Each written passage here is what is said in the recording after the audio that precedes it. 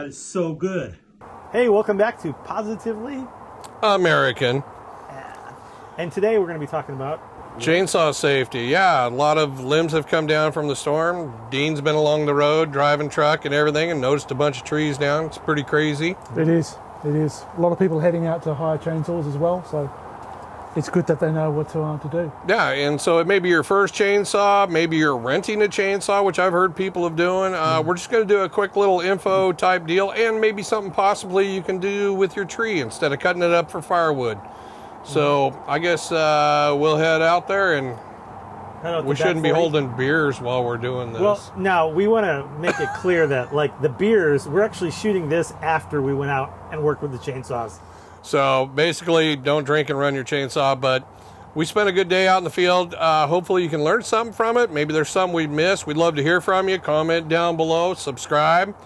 Like we said, we want to keep the channel positive. We don't want to hear the negative. No. We hear enough of it in the world today. So let's keep it positive and let's head out to the field. Woo. Here we go. So this week we want to talk a little bit about chainsaw safety. A lot of us have had this storm, and the three of us were thinking, you know, a lot of people are like, hey, I'm going to buy a new chainsaw, or hey, I'm going to go rent a chainsaw. But there's a lot to chainsaws, and with the outfit that I own and run, and my wife works with me, a lot of things people forget when you have a chainsaw. You got to remember that, you know, number one, read the owner's manual. Everything is in the owner's manual. If you have questions about it, ask somebody who's been running it for a while. Now, I don't know, a lot of you have been running saw for a long time. I myself have been doing it since I was 16, and that was just a couple years ago. But the whole thing is in the manual, it will tell you the basic things that you need. One of the biggest things is eye protection. We only have one set of eyes. Mine are dark. It's a little sunny out today here in Oregon, and it's really rare. But if it's a dark situation, I'll wear clear lenses. The other thing is ear protection. I use 3M, I use some others. Are sound canceling. Saws can get a little bit loud because you're down in there and all the exhaust and sound is coming back off the logs that you're cutting. The biggest one I want to point on are cutting pants or chaps. It's so important. They're Kevlar lined. Their intent is when the saw is running and say it kicks back on you, and I can explain a kickback in a little bit here. When it kicks back, it won't cut a major artery or your leg or your arm. A lot of kickbacks, a lot of the loggers that I know of, a lot of them have scars on their faces from kickbacks. It's a preference. I always, even when I'm milling some of the biggest wood that I use, I know where the chain is, but if you lose a chain or a chain breaks, or even that major kickback, I'm gonna have that extra layer of protection to save myself. The biggest one is my eyes. Chips do fly. Another thing you can get is a fold down visor. They're screened, you can see through them, but still yet I wear the extra protection in that. Now, when we're talking about saws and you're interested as a first time owner, or you know, maybe you guys have been around for a long time cutting with saws, it depends on what you want. There's all kinds of makes and brands. I brought just a couple of mine out. I've got about a dozen saws that I run. I'm going with Stihl because Stihl is a real local dealership here, but I still trust my big Husqvarna 3120s. Now, you can go from something that, this is a smaller 251. It's a great, you can go down to a 109. It just depends on the homeowner. These two are pros. This is more of the homeowner style. When you're looking at it, you want a saw that's comfortable, feels good in your hands. Talk to your dealer about it when you're buying one. I don't recommend going to Home Depot and going, oh, I'm going to buy a 372 or a 461 for your first time saw. Learn a little bit, and if you have a friend that knows how to use one, that'd be great.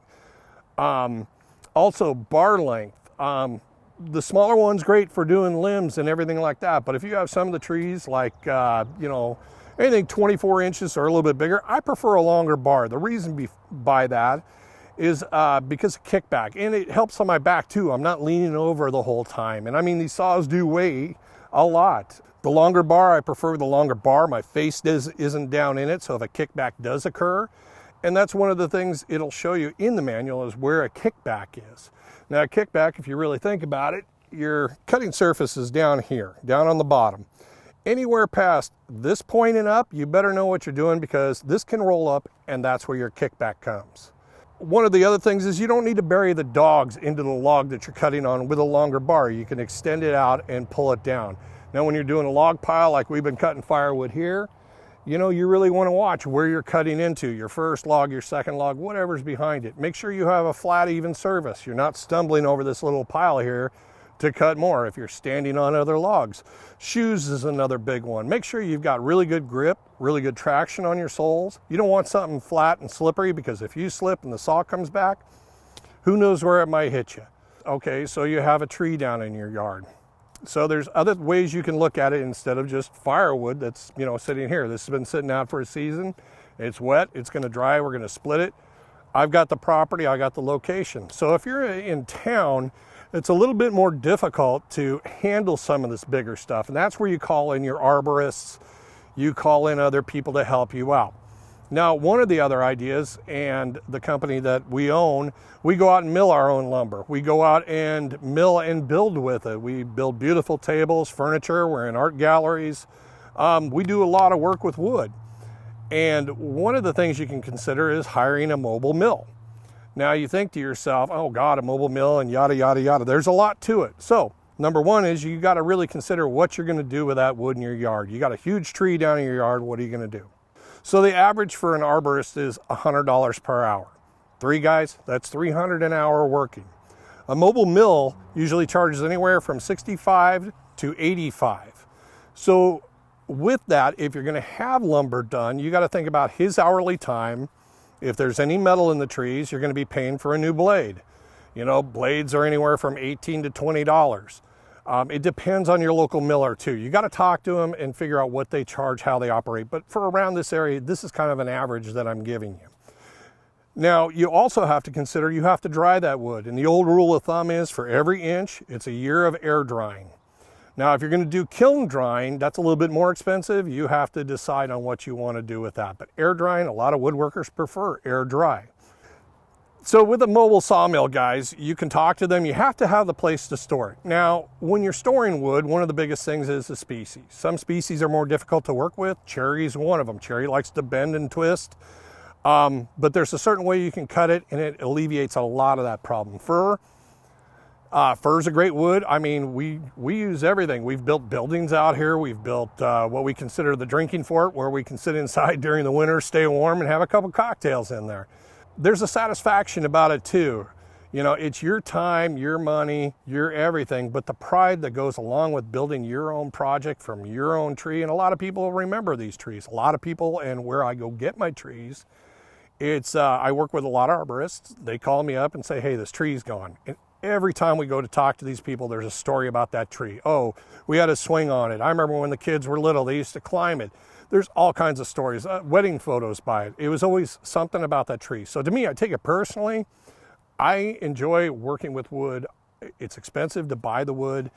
It's hard to find wood nowadays. Now they're talking about that the lumber industry is going to be pumped up and the cost of lumber is going to go up 183%. So you might want to consider that if you're interested in doing your own wood, or you got a project coming up, hiring that local guy that comes and mills for you.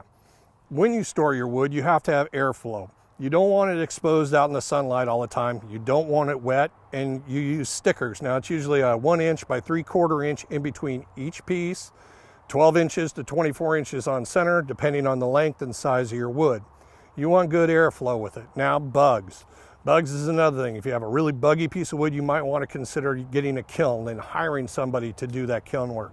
It's just adding on costs, but yet it's the self-preservation of, I did that. The feeling that I can do that. And it's fun. I mean, my wife mills with me. She's milled lumber before. A lot of people are like, nah, she doesn't do that. I go, yeah, she really does. So it's kind of awesome to watch her do it. It's your average little chainsaw, small one. You're looking around $300 to start. I mean, that's just a little home goodie there.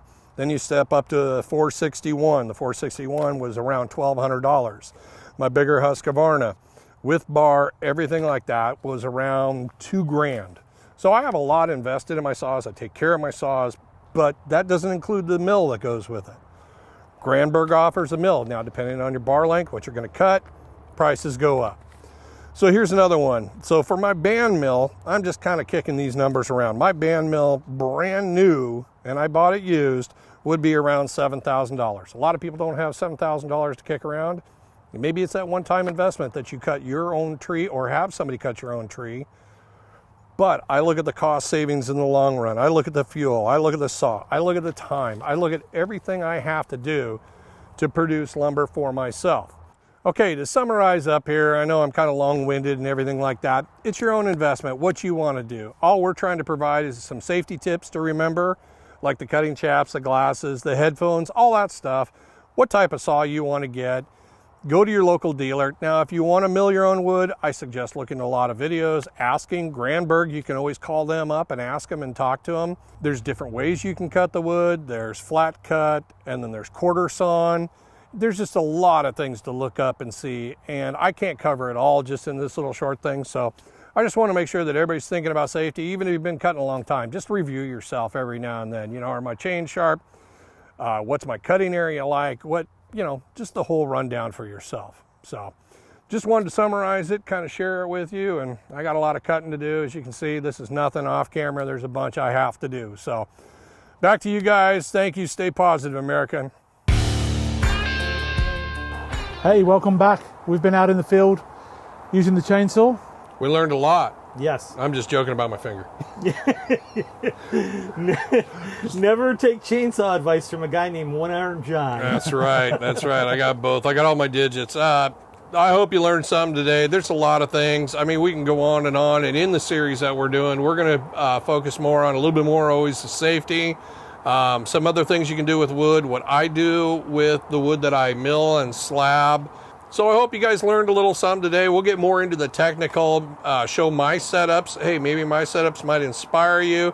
Maybe I can learn something from somebody. I always love learning and great ideas. So stay tuned to our channel.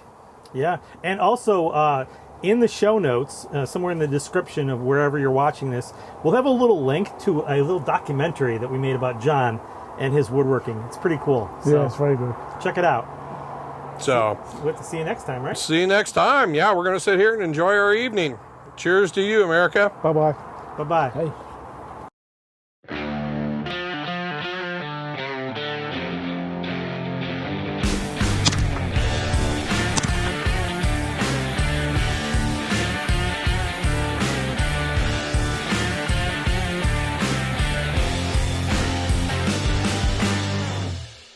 That is so good.